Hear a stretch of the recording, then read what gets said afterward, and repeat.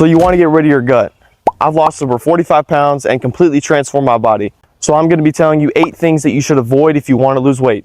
As always, don't forget to subscribe, and let's get into it. Number 1, stop doing cardio.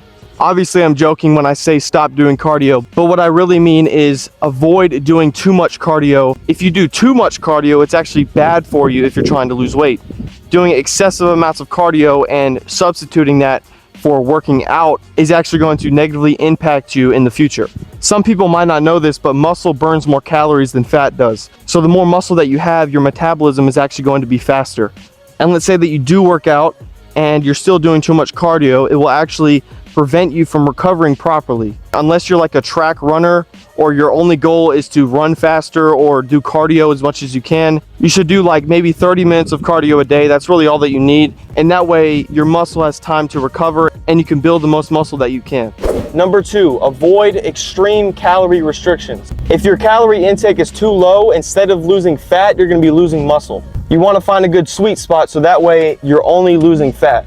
And if your calorie intake is too low for a decent amount of time, eventually your metabolism is going to slow down. Then you're going to hit a plateau and you won't be able to lose weight anymore. The best thing that you can do is to slowly bring your calories down so that way your metabolism has time to catch up. And if you restrict yourself to like 1,000 calories a day, you're not going to be able to keep that up. And if you don't know the amount of calories that you should have in a day, there's an app on Google. All you have to do is search it up. It's called Calorie Calculator. All you have to do is put your age, your weight, and then your height, and then the amount of exercise that you do, and it will tell you how many calories you should eat in a day. But my point is, avoid super strict diets and slowly bring your calories down so that way you can consistently lose weight. And number 3, you want to avoid high calorie, low volume foods. Right here I have 4 examples for you. The calorie amounts will be on screen.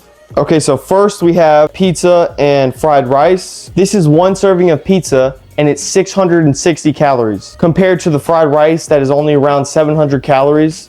All of this pizza right here is not going to fill you up at all. That's why people binge on pizza and snacks all the time, because it's not filling. Secondly, we have chips and some watermelon. Obviously they're not in the same category, but I just wanted to show you how little of chips that you can eat to equal the same amount of another food. This is 1 serving of chips for 140 calories, while on the other hand you could have a whole pound of watermelon for 136 calories. This is 1 serving of peanut butter, which is 180 calories, compared to over a pound of cantaloupe for 170 calories. Now, a lot of times people, when they're trying to lose weight, they usually have salads because salads are universal low-calorie food. Well, a lot of times people put salad dressing on salads, which can in turn increase the calorie amount by so much. Right here we have 1 serving of ranch, which is only 2 tablespoons for 130 calories.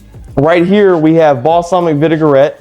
Obviously you're not going to have 6 tablespoons of balsamic vinaigrette, but if you did, this would only be 150 calories. I really hope this shows you that there are many alternatives to the junk food that people eat nowadays. And honestly, I was shocked finding out that these low amounts of foods could be such high calorie. But my point is, try to avoid as many low volume, high calorie foods that you can, and try to substitute them for different or better alternatives. Okay, so the 4th thing that you should avoid is liquid calories. One of the most common forms of liquid calories is soda or alcohol. But for this, I'm just going to be showing soda. So instead of drinking this much soda, you could have all of this. Obviously, you would not drink this much soda. But the point is that you can substitute something like this that is high calorie for something like this that is 0 calories. All of this combined is probably like upwards of 5 calories. And in my opinion, honestly, 0 calorie soda tastes better than the sugared soda. Just 1 serving is 140 calories. There is 39 grams of sugar just in this right here.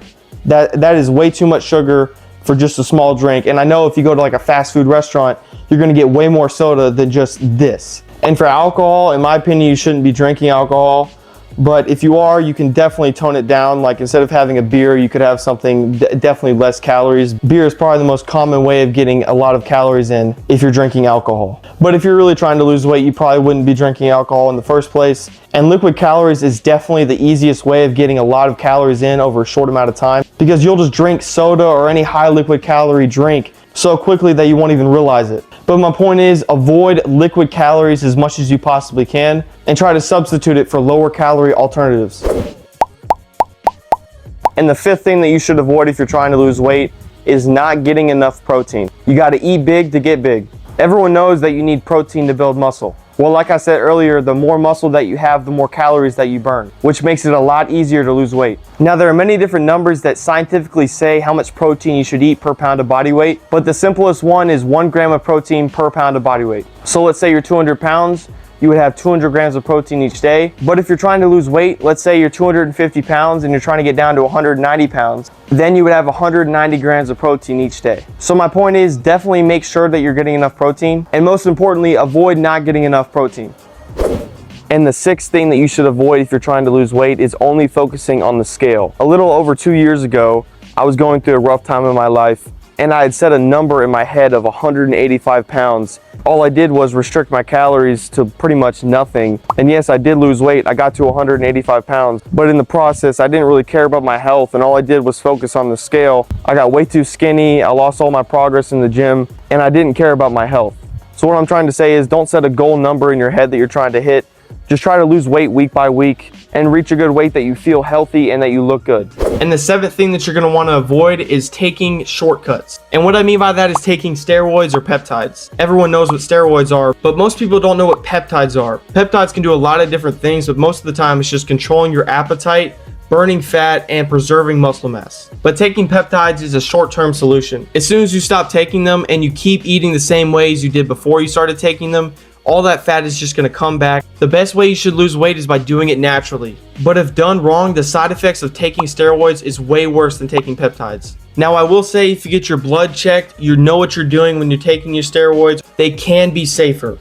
But taking steroids in general, no matter how cautious you can be, there will always be some sort of side effects that you will see in the long term or in the short term. I'm 18 years old and I'm natural right now, but I've definitely considered taking steroids far in the future. I've only been working out for 4 years. If later on down the road, when I'm at 10 years of working out and I'm not seeing the results that I want to see, then maybe I will take steroids. Especially teenagers nowadays, with seeing all the people on steroids and thinking, oh, it's okay to take steroids.